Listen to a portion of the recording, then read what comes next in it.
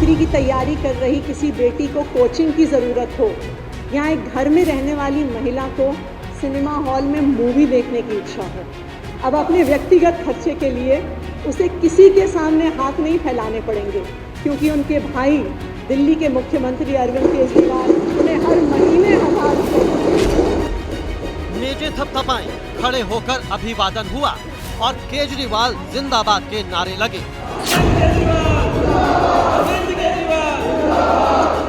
दिल्ली विधानसभा में आज बजट पेश करने के दौरान जैसे ही महिलाओं के लिए केजरीवाल सरकार ने बड़ी घोषणा की, दिल्ली विधानसभा का नजारा कुछ यूं था।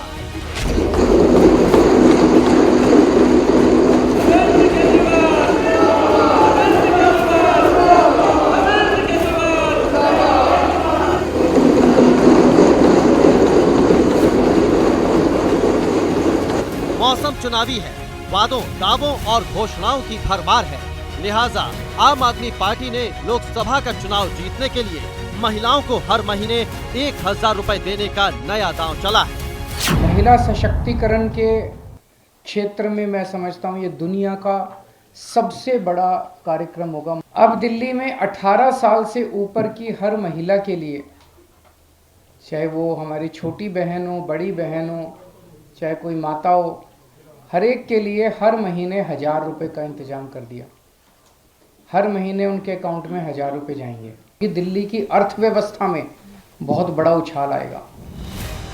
अब आपके मन में कई तरह के सवाल होंगे, मसलन क्या दिल्ली में रहने वाली हर महिला को महीने में 1000 रुपए मिलेंगे?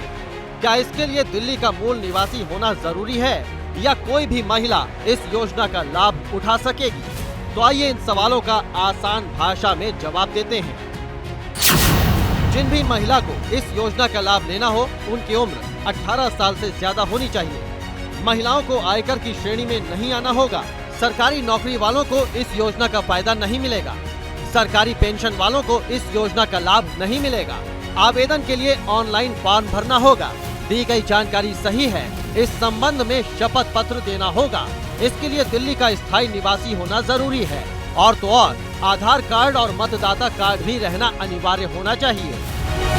दिल्ली की सरकार जहां इसे राम राज्य वाला बजट बता रही है, वहीं बीजेपी इसे रावण राज का बजट बता रही है। वो कह रहे हैं कि राम राज्य बजट है, तो इसके पहले का जो 9 बजट था वो क्या रावण राज बजट था?